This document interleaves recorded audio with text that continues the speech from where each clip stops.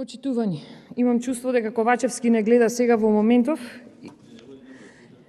заради говорот кој колешката го имаше, така големо додворување направи што заборави во моментот, заборавивте колешки дека сте пратеника, не член на влада. И како што кажа колегата Пренџов, не само за образование, туку и за сите сектори кои ги спомнавте, вие го представувавте буџетот овде како член на влада. Многу погрешно од ваша страна. Покрај другото, имате говор направено кој ви се базира врз предпоставки.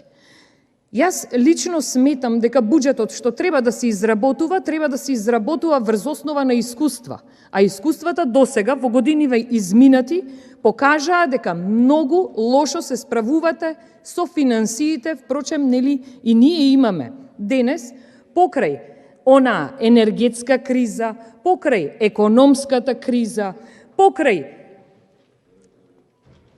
политичката криза која ја имаме во државава и ред други кризи што имаме во државава, мислам дека ние по дефиниција можеме да измислиме и нови видови на кризи, ако не се измислени досега.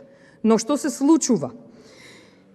Планирате задолжувања во буџетот и ги спомнавте даночните ставки, но најинтересно е како врз основа на овие можни кризи кои ги имаме, ќе воспоставите финансиска дисциплина кај населението и ќе има зголемување од 15% врз основа на зголемен приход од данок во буџетот за 2022 година.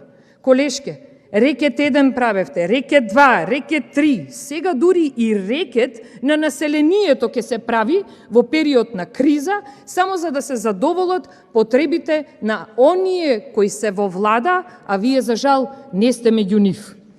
Спомнавте образование.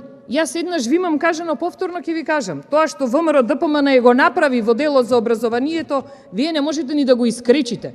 Во првиот ребаланс, оние финансии кои ги спомнувате дека ќе има за изградба на училишта, за изградба на спортски сали, истите тие финансии ќе ви бидат скратени.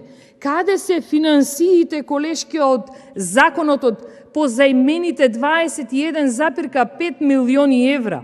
Дали населението, дали нашите колеги ние доаѓаме од таа фела?